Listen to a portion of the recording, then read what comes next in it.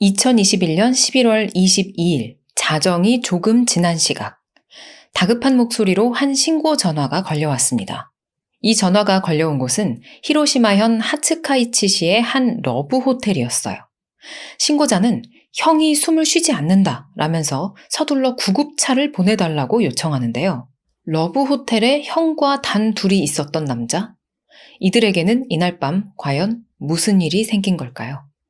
실제 사건 이야기 잘 정리해서 전해드리는 알고 싶은 이야기 제2 채널입니다. 오늘은 일본에서 실제로 발생했었던 아주 충격적인 사건 이야기를 한번 들고 와봤는데요.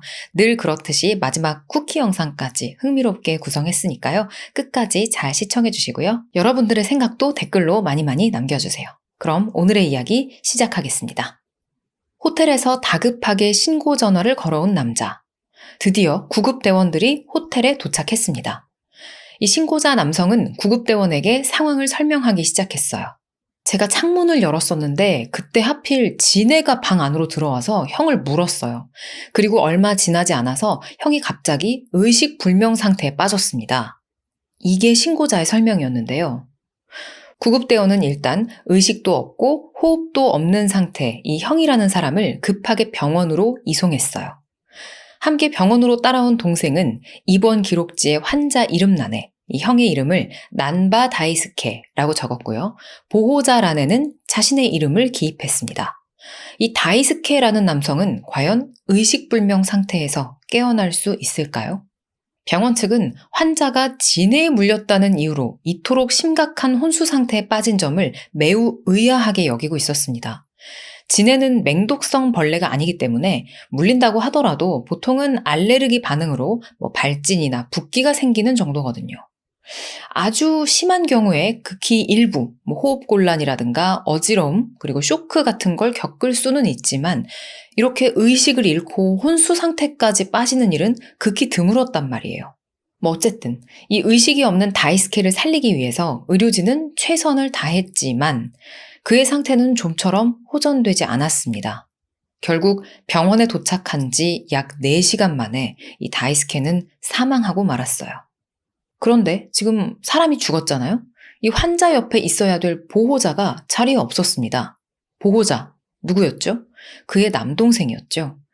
입원 기록지에 보호자라고 적혀 있었던 남동생이 보이질 않으니까 이 병원은 새벽 시간이긴 했지만 이 사안이 워낙 심각했기 때문에 입원 기록지에 적힌 연락처로 전화를 걸었어요. 누군가 잠결에 전화를 받습니다.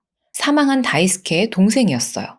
그런데 이상하게도 그는 자신의 형인 다이스케가 지금 응급실에 왔다는 사실 자체도 전혀 모르고 있었습니다. 이게 어떻게 된 일일까요? 이 남동생이 갑자기 엄청난 충격으로 인해서 기억상실증에라도 걸린 걸까요? 분명 보호자로 함께 왔었던 남동생이 형의 소식을 듣고 오히려 깜짝 놀라면서 형의 상태가 어떤지 되묻자 병원 측도 당황했습니다. 아니 분명히 아까 응급실에 같이 와서 본인이 수속을 했었는데 그 사람이 지금 이 사람이 맞는 건가 싶었어요. 병원 측으로부터 전화를 받은 다이스케의 동생은 자고 있었던 어머니를 깨워서 급히 함께 병원으로 달려옵니다. 그런데 여기서 또 한 번 황당한 일이 생겨요. 병원에 도착한 어머니가 사망한 남자의 얼굴을 보더니 우리 아들이 아닌데요? 라고 하는 거예요. 동생 또한 입원 기록지에 적힌 보호자의 이름이랑 그 전화번호는 자신의 것이 맞는데 자신은 여기 병원에 온 적도 없었고 기록지를 작성한 적도 없다고 밝혔습니다. 이게 대체 무슨 귀신의 고칼 노릇인 걸까요? 병원 측은 즉시 일단 경찰에 신고를 합니다. 이윽고 병원에 도착한 경찰은 환자를 이송한 구급대원을 인터뷰하고 병원의 CCTV도 꼼꼼하게 확인하기 시작했어요. 대체 왜 보호자라는 사람이 환자와 자신의 신분을 모두 속였을까? 이 의문을 풀기 위한 수사가 이어졌습니다. 경찰의 요청에 따라 CCTV 영상을 확인한 다이스케의 어머니는 놀랍게도 영상 속에서 환자를 데리고 들어온 보호자, 이 사람이 바로 내 아들 다이스케입니다. 라고 밝혔어요. 하지만 환자는 전혀 모르는 사람이라는 거죠. 자, 여러분 내용 지금 잘 따라오고 계시죠? 그러니까 처음 신고는 다이스케라는 사람이 죽었다라는 내용으로 들어온 거고 그의 남동생이라는 자가 이 다이스케를 데리고 병원에 왔는데 다이스케의 진짜 가족들을 통해서 알고 보니까 죽은 사람은 아예 누군지 그냥 모르는 사람이고 신고자이자 병원에 이 남자를 데려온 보호자가 다이스케였다. 지금 이런 상황인 겁니다. 이게 도대체 무슨 엉망진창 스토리냐? 지금부터 차근차근 하나씩 설명을 해드릴게요. 경찰은 의료진에게 이것저것 당시 상황에 대한 질문을 합니다. 의료진의 말에 따르면 환자가 응급실에 들어왔을 때 그는 심한 구토와 호흡곤란으로 질식 상태였다고 해요. 그리고 입에서는 딱히 알코올 냄새가 나지 않았었다고 설명했습니다. 최초 신고 내용을 보면 진해에 물렸다라는 보고가 있긴 했지만 병원 측은 이게 진해 독에 의한 사고가 아니고 대장 천공으로 인한 구토와 발열, 폐혈증이 진행된 것으로 의심했어요. 특히 부검과 조직 검사 결과 환자의 위장에서 4종류의 수면제가 검출됐고 직장에서는 알코올 성분의 스피리타스가 확인됐습니다. 경찰은 즉각 이 사망한 남자를 병원으로 데리고 왔던 다이스케를 수배했어요. 그리고 얼마 안 가 이 사망한 환자의 신원도 밝혀집니다. 나고야에 거주하고 있었던 21살의 대학생 안도 카이토라는 사람이었어요. 자, 이제야 인물이 확실하게 정리가 됐습니다. 죽은 사람은 안도 카이토, 그를 신고하고 병원에 보호자로 온 사람은 다이스케. 며칠 후 친구 집에 숨어 있었던 다이스케가 검거됐어요. 경찰은 다이스케에게 네가 카이토라는 남자 죽였지. 그렇다면 왜 그를 살해했는지, 그와 어떤 갈등이나 원한이 있었는지 이런 내용들을 추궁해요. 하지만 다이스케는 묵비권을 행사하면서 일체 답변을 하지 않았습니다. 근데 여러분 기억하시죠? 이 카이토라는 남자가 사망했다는 신고가 어디에서 접수됐는지. 바로 러브호텔이었잖아요. 수사 초기 경찰은 두 남자가 러브호텔에 함께 갔다는 점을 근거로 혹시 동성애와 관련한 사건은 아닌가라는 의심도 했습니다. 그러나 이 다이스케의 집과 휴대전화를 압수수색하는 과정에서 전혀 다른 사실들이 드러나기 시작했어요. 자, 우선 이 다이스케가 누군지부터 살펴볼까요? 그는 33살의 직업훈련생이었습니다. 사건 발생 1년 전인 2020년 10월 자신의 명의로 2천만 엔짜리 생명보험에 가입을 한 적이 있었고 당시 친동생을 보험 수혜자로 지정했어요. 하지만 이 사실을 동생이나 가족들에게는 전혀 알리지 않았습니다. 이처럼 직업도 명확하게 없는 백수 신분으로 고액의 생명보험에 가입했다는 사실 때문에 이 보험 사기 가능성이 강하게 의심됐죠. 경찰은 다이스케의 라인 대화방을 한번 살펴봅니다. 일본에서는 우리나라 카카오톡처럼 라인을 많이 쓰죠. 그의 라인 대화방에서 사건의 실마리가 조금씩 드러나기 시작해요. 다이스케는 2021년 2월 나고야를 방문했다가 길거리에서 포교 활동을 하던 안도 카이토를 우연히 만났어요. 두 사람은 잠시 대화를 나눈 뒤 라인 연락처를 교환했고 이후 몇 달 동안 꾸준하게 연락을 주고받았습니다. 그런데 이로부터 몇 달 뒤 다이스케는 인터넷에서 이상한 키워드들을 검색하기 시작했어요. 다양한 살해 방법, 의심받지 않는 보험 살인 수법, 대리 살인 사건, 진해, 말벌, 사망 확률 같은 정보들이었죠. 벌써부터 뭔가 이상하죠. 이 다이스케라는 놈이 수상하고 범인은 거의 100% 맞는 것 같은데 그래서 이놈이 의도했던 게 도대체 뭐였을까? 왜 동생을 수혜자로 보험을 들고 엉뚱한 남자를 러브호텔로 데려가서 죽이고 그리고 신고를 했을까? 자, 오늘 이야기도 한번 끝까지 들어보시죠. 2021년 8월과 9월 다이스케는 또다시 자신의 명의로 총 5억 5천만 엔, 원화로 약 57억 7천만 원에 달하는 여러 고액 사망보험에 가입을 합니다. 이번에도 수혜자는 자신의 친동생으로 지정을 했고요. 역시나 이 사실을 동생에게는 알리지 않고 가입을 한 거였어요. 특히 이 보험에는 재해 사고 특약이 포함되어 있었는데요. 재해 사망 시 8천만 엔이 추가돼서 총 6억 3천만 엔, 우리 돈으로 거의 60억에 달하는 사망보험금이 지급되도록 약정이 되어 있었던 거예요. 보험에 가입한 다음 날, 다이스케는 생명보험 청구 타이밍, 직장의 알코올 주입, 알코올 치사량 등의 구체적인 살인 방법을 500건 이상 검색했습니다. 경찰은 직업훈련생으로 수입조차 변변하지 못했던 다이스케가 자신의 이름으로 이런 고액의 사망보험에 가입을 하고 수혜자를 동생으로 지정한 뒤 매월 상당한 금액의 보험료를 납부해온 사실에 주목했어요. 특히 그는 보험 가입을 하면서 사고 특약을 선택했었죠. 경찰은 이 사실도 깊이 염두에 둡니다. 또 러브호텔에서 카이토가 사망한 날에는 보험사에 본인의 동생인 척 전화를 걸어서 우리 형 다이스케가 사망했다라고 말하며 보험금 지급 절차를 문의했던 사실도 확인이 됐어요.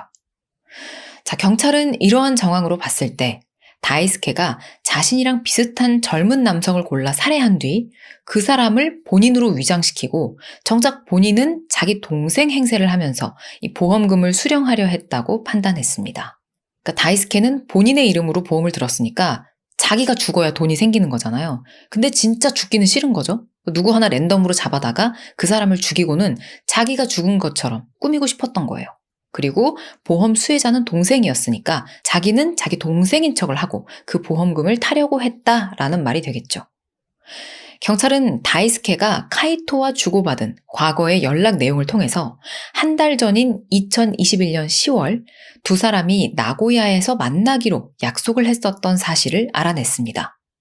그리고는 다이스케가 예약한 나고야의 호텔을 찾아가 보는데요. 호텔 직원은 다이스케를 기억하고 있었습니다. 아, 그분 체크인할 때 이상한 커다란 비닐봉지를 들고 왔었어요. 이런 증언을 하기도 해요. 그리고 다이스케가 체크인한 뒤 얼마 지나지 않아 그는 호텔 프런트에다가 전화를 겁니다. 복도에 말벌 하나가 날아다닌다 라는 말을 하더래요.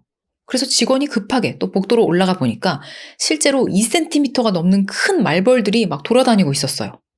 그 순간 직원은 비닐봉지를 들고 객실로 올라갔던 다이스케의 모습이 떠올랐습니다. 뭔가 딱 직감적으로 그 사람 그 비닐봉지 이게 머릿속에 떠올랐던 거예요. 직원은 급히 비상키로 그의 객실 문을 열고 들어갑니다. 아니나 다를까 욕실에 놓인 비닐봉지 안에서 벌집과 여러 마리의 말벌들을 발견했어요. 즉 다이스케는 본인이 일부러 벌을 가지고 들어와 놓고는 여기 벌 날아다닌다고 아마 밑밥을 깔려고 호텔 프런트에다가 전화를 걸었었던 모양이죠. 결국 직원은 즉시 그 벌집과 말벌들이 든 비닐봉지를 들고 나와서 안전하게 처분을 했습니다. 그런데 이 다이스케라는 손님이 다른 사람과 함께 호텔로 돌아와서는 여기서 다른 사람은 피해자 안도 카이토를 가리키는 거겠죠? 그렇게 들어와서는 분명 본인 객실에서 말벌이 없어진 걸 봤을 텐데도 아무 말 없이 그대로 사라져버렸다라고 이 호텔 직원은 경찰에게 진술을 했어요. 경찰은 이 사건이 다이스케의 계획이었음을 확신했습니다. 다이스케는 카이토에게 수면제를 먹인 뒤 호텔로 데려와서 말벌에 쏘이게 해 죽이려고 했는데 예상치 못하게 호텔 직원이 말벌을 아예 제거해버리는 바람에 그 계획이 실패했을 것으로 보였어요. 11월 9일 다이스케는 본인 동생의 건강보험증을 이용해 병원에 가서 진찰을 받고 수면제를 처방받았습니다. 아주 남동생 신분을 이리저리 잘도 활용했죠. 그렇게 병원에 가서 처방을 받은 뒤 약국에 가서 수면제와 신경안정제를 구입한 뒤 11월 21일 다이스케는 카이토를 자신이 살고 있는 히로시마현 하츠카이치시로 불러냈어요. 그들이 만난 카페의 CCTV를 보면 다이스케가 음료를 주문하고 나서 카이토가 자리를 잠시 비운 틈을 타 자기가 가지고 온 작은 병에 든 액체를 카이토의 음료에다가 넣는 장면이 찍혀 있었습니다.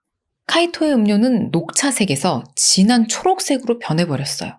그래도 별다른 반응을 보이지 않고 계속 같이 있던 것으로 보아 카이토가 눈치를 채지 못한 듯하죠. 음료를 마신 후 그들은 옆에 있는 라면 가게로 자리를 옮겼습니다. 카이토가 잠시 자리를 비우자 다이스케는 이번에도 작은 병에 든 액체를 카이토의 라면에 넣었어요. 근데 카이토는 왜 이렇게 자리를 자꾸 비우나요? 뭔가 너무 안타깝죠. 잠시 후 자리로 돌아온 카이토는 이번에는 뭔가 눈치를 챈 것 같았습니다. 라면이 좀 이상하다고 생각됐는지 종업원을 불렀어요. 이때 식당 카메라에 비친 라면의 국물을 보면 연한 초록색을 띠고 있었습니다. 종업원은 라면을 주방으로 다시 가져갔어요.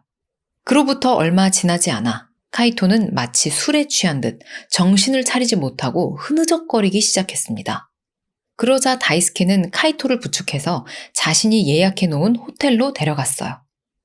자정이 조금 지난 시각, 다이스케는 그렇게 그 호텔방에서 응급전화를 걸었던 겁니다. 형이 숨을 쉬지 않아요. 열린 창문 사이로 지네가 들어와서 형을 물었고, 그래서 형이 의식불명 상태에 빠졌어요. 라고요. 아까 호텔 직원이 다이스케가 그렇게 말벌 소동을 일으켜 놓고 정작 본인은 외출을 했다가 나중에 웬 남자 한 명이랑 같이 들어온 걸 기억하고 있었다라고 했죠. 이 직원은 다이스케와 같이 들어온 남자의 상태도 기억을 하고 있었습니다. 21일 밤, 2명의 남성이 호텔에 들어왔는데 둘 중에 더 젊은 남성, 즉 카이토겠죠. 그는 술에 잔뜩 취한 듯이 몸을 제대로 가누지 못하고 있었다고 진술을 했어요. 원래 다이스케의 방은 몇 시간만 사용되는 대실로 예약이 되어 있었는데 몇 시간 후 그가 프런트로 내려와서는 숙박으로 변경을 했다고 합니다. 그런데 이때 다이스케의 상태도 조금 이상해 보였어요. 온몸이 땀으로 흠뻑 젖어서는 정신이 반쯤 나간 듯 자기 객실도 제대로 찾지 못하고 막 복도를 서성거리기도 했습니다. 그러더니 얼마 후에 구급차가 호텔에 도착을 했고 몸을 가누지 못했던 젊은 남성을 이송해 갔다라는 거예요. 그리고 그 이후에 경찰이 출동해서 그 두 남자가 묵었던 방을 수색하느라 호텔에 큰 소동이 벌어졌다라는 것까지 다 기억을 하고 이 직원이 진술을 했습니다. 병원에서 사망한 카이토의 몸에서는 대장 천공, 이 천공은 구멍이 뚫린 걸 의미하죠.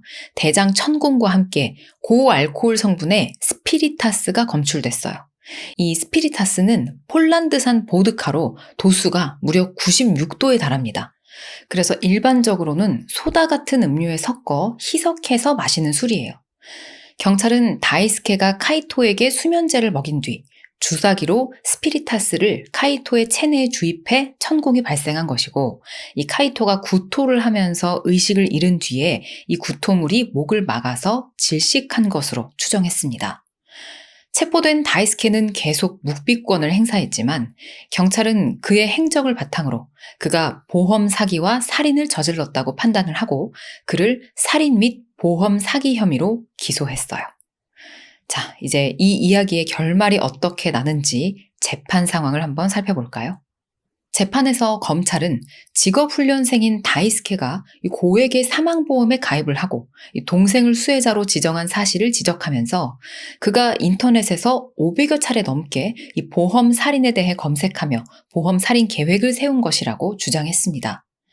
다이스케는 이 범행을 실행하기 위해서 동생의 이름으로 수면제를 처방받아 우연히 알게 된 대학생 카이토에게 먹이고는 그의 몸에 알코올을 주입해 살해했다고 추정되는 살해 방법까지 설명을 했죠. 반면 다이스케는 경찰에 검거된 이후로 재판에서도 계속 침묵을 지키면서 묵비권을 행사합니다. 답답한 노릇이죠. 그의 변호인은 다른 사람을 죽이고 자기가 죽은 것으로 위장해서 보험금을 수령한다라는 건 상식적으로 불가능한 일이다라고 주장을 하면서 이 다이스케의 살인 혐의를 부인했어요. 하지만 CCTV 영상 증거 때문인지 변호인은 다이스케가 카이토에게 수면제를 먹였다는 것까지는 인정을 합니다. 하지만 명확한 증거가 없는 부분은 싹 부인을 해요. 예를 들면 다이스케가 주사기로 알코올을 주입했다는 증거까지는 없지 않냐? 이런 식으로요. 그러나 검찰은 이에 대해서 또 재반박을 합니다. 구급대원들과 의사 모두가 카이토의 입에서 술 냄새가 나지 않았다고 증언을 했음에도 불구하고 그의 몸에서 알코올 성분이 검출됐다고요. 또한 다이스케의 압수수색 과정에서 나온 주사기에서 카이토의 DNA가 검출이 됐고 갑자기 천공이 발생한 점으로 봤을 때도 다이스케가 주사기로 스피리타스를 몸속에 주입한 것이 맞다고 주장했습니다. 특히 가장 이상한 점, 그가 보험 사기 범죄를 실행한 것이 아니라면 의식을 잃은 카이토를 자신이라고 하고 자기는 자기 동생이라고 거짓말을 했을 이유가 없고 또 보험사에다가 다이스케가 사망했다라면서 보험금에 대해 문의 전화를 할 필요도 없다고 강조했어요. 이 점은 부인할 수가 없는 명확한 사실 맞죠. 이 외에도 검찰은 다이스케가 사건 발생 한 달 전에도 말벌을 이용해 이미 한 차례 카이토를 죽이려다가 실패했던 적이 있다고 지적했습니다. 그럼에도 그가 또다시 다른 방법을 시도해서 결국에는 카이토를 살해하고 말았다라며 그의 극악한 범죄를 비난했어요. 2024년 7월 2일 재판이 끝났습니다. 어떤 판결이 나왔을까요? 이 형량과 선고 이유가 납득이 되시는지 여러분도 한번 직접 듣고 판단을 해주세요. 재판부는 피고가 금전적 이유로 악질적인 살인을 실행하였으나 그의 계획이 너무나 미흡하여 보험 사기 성공 가능성이 매우 낮았던 점을 감안해 무기징역 대신 30년의 유기징역형을 선고합니다.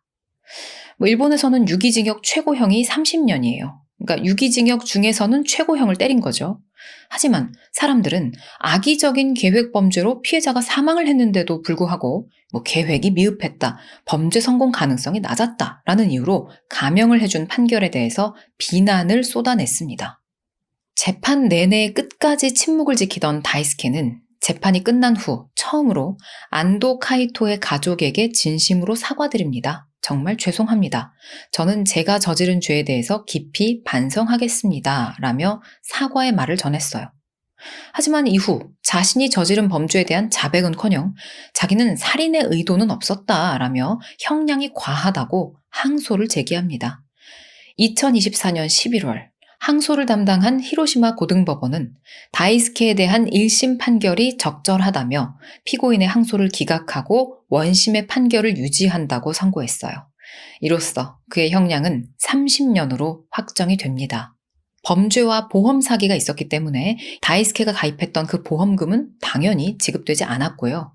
그는 고액의 보험금 대신 자신의 젊음과 자유를 그 대가로 지급하게 되겠죠. 바로 쿠키 영상이 이어집니다. 오늘 사건 이야기는 여기까지입니다. 우리나라에서도 비슷한 일이 있었어요. 그것이 알고 싶다에서도 진짜 레전드로 꼽히는 그런 회차 중에 하나였는데 2010년에 일어났었던 사건. 너무 충격적인 사건이라서 여기저기 여러 군데 방송에 나왔거든요. 그래서 아마 알고 계신 분들이 많이 계실 거예요. 근데 이 사건도 마찬가지로 한 사람이 응급실로 실려오면서 시작이 됩니다. 2010년 6월 17일 새벽 부산에 있는 한 병원이었는데요. 한 여성이 차를 몰고 자기 아는 언니인데 의식이 없다라면서 한 여성을 데리고 헐레벌떡 온 거예요. 의료진이 막 다급하게 조치를 취해보려고 했는데 사실 그녀는 병원에 오기 전부터 호흡과 심장 박동이 멈춰 있었기 때문에 안타깝게도 곧바로 사망 판정을 받습니다. 근데 시간이 지나도 이 죽은 여성의 가족이 나타나질 않는 거예요. 응급실로 이 사망자를 친한 언니라면서 데리고 왔던 그 여성한테 물어보니까 이 죽은 사람은 1970년생, 당시 40살의 손 씨입니다 하고 신원을 얘기해줬어요. 이 손 씨의 친한 동생은 가족이 없는 이 죽은 손 씨를 위해서 그녀의 장례까지 치러줬죠. 그런데 약 2달 후 서울에 있는 한 보험회사로 전화 한 통이 걸려옵니다. 방금 전에 말씀드렸었던 그 사망자, 이 손 씨라는 여성의 친언니가 건 전화였어요. 이 언니는 진짜 보험사에서 진상이다 이런 소리를 들을 정도로 수시로 계속 보험사에다가 전화를 걸어가지고 막 쌍욕까지 해대면서 우리 동생이 가입한 생명보험금 그거 빨리 처리해달라 라고 요구를 하는 거예요. 근데 무슨 보험비가 그렇게 쉽게 뾰로롱 하고 나오는 게 아니잖아요. 그러니까 이런저런 확인도 해야 되고 심사도 거쳐야 되니까 시간이 좀 걸린단 말이에요. 이 사망한 손 씨에게는 어머니를 수익자로 지정해서 가입한 그런 보험이 있었는데요. 그 사망보험금은 2억 5천만 원이었습니다. 손 씨가 죽었을 때는 병원이고 장례식장이고 어디도 막 코빼기도 안 보이던 가족이 갑자기 전화를 해서는 보험비 빨리 내놓아라 라고 땡깡을 부린다? 뭔가 이상하죠? 보험사 직원은 이거 수상하다라는 생각을 합니다. 근데 이상한 점은 이뿐만이 아니었어요.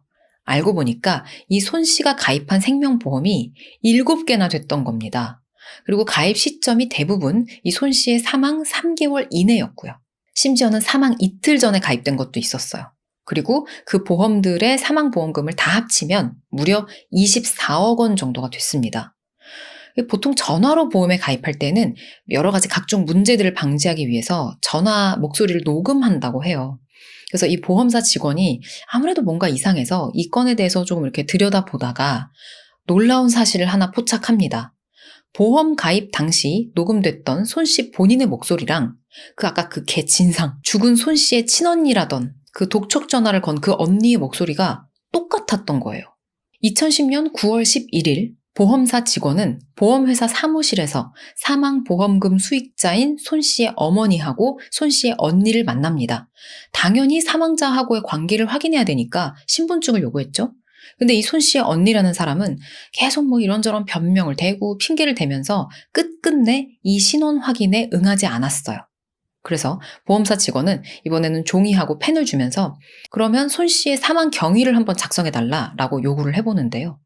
이때 이 펜을 만지는 손 씨 언니의 행동을 보고 이 보험사 직원은 아까 그 언니하고 사망자가 목소리가 똑같은 거 그거 발견했을 때랑 마찬가지로 또 한 번 소름이 돋습니다.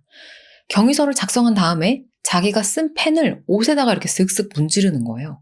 이게 뭐 하는 거죠? 지문 지우는 거죠. 게다가 손 씨가 보험에 가입했을 당시에 계약서에 했던 사인하고 이 손 씨 언니라는 사람이 경위서에다가 한 사인하고 똑같았습니다. 이게 무슨 뜻일까요? 아마 실수를 한 것 같은데 죽은 손 씨라는 사람 그리고 지금 보험사에 나타난 이 손 씨의 친언니라는 사람이 사실은 동일 인물이라는 얘기가 되겠죠. 그러니까 이거 그알 방송할 때 혹시 실제 보험사에서 녹화된 현장 영상 보셨나요? 겁나 당당해요. 그 뻔뻔함이 진짜 어떻게 말로 표현이 안 돼요. 형사들이 왔는데도 막 고개 막 이렇게 빳빳하게 들고 신분증 안 합니다. 지문 채취 안 해요. 막 변호사 불러주세요. 막 이 지랄을 합니다. 그리고 끝까지 나는 손 씨 본인이 아니고 나는 손 씨 언니다 라고 주장을 해요. 하지만 결국에는 수갑을 차고 긴급 체포가 됐죠. 늘 말씀드리지만 이렇게 약간 바락바락 우겨놓고 나서 나중에 조사받을 때 진실이 드러난 상황에서 그 쪽팔림은 어떻게 감당을 하는 걸까요? 생각만 해도 너무 대리수치이고 내가 다 창피해. 자, 그러면 손 씨가 죽은 줄 알았는데 안 죽었습니다. 그러니까 지가 죽은 척을 하면서 자기 보험금을 타먹으려고 했던 거예요. 오늘 사건과 마찬가지로. 그럼 진짜 여기서 중요한 질문. 그러면 죽은 여자는 누구란 말인가? 바로 1984년생, 당시 26살의 이모 씨였습니다. 근데 이 손 씨는 40대였거든요. 이 40대 손 씨는 20대 여성인 이 씨를 죽여놓고 이 씨가 자기고 자기가 이 씨인 척을 한 거예요. 그러니까 본인이 20대고 그 20대 여성이 40대인 것처럼. 손 씨는 경찰에다가 이 씨를 자살 사이트를 통해서 만났고 그 이 씨가 자기한테 내가 안 좋은 선택을 하면 제 시신 처리를 좀 해주세요 라고 부탁을 했다. 어쩌고 저쩌고 뭐 이런 식으로 거짓말을 늘어놨는데요. 다 헛소리였고요. 사실은 이 씨는 대구 여성 노숙인 쉼터에 거주하던 여성이었어요. 사망하기 얼마 전에 그녀는 부산에 있는 어린이집에 취직이 돼서 떠났었는데 알고 보니까 그녀를 취직시키고 데려간 사람이 바로 손 씨였던 거죠. 손 씨는 이 씨를 데려올 때 얘 가족들이 있는지, 가족들하고 연락이 잘 되는지 이런 걸 되게 꼼꼼하게 체크했다고 합니다. 다 의도가 있었던 거죠. 이 손 씨는 별별 짓거리를 다 했어요. 백혈병을 앓는 딸의 입퇴원 확인서를 수십 차례 조작해서 총 1억 3천만 원이 넘는 보험금을 수령하기도 했고요.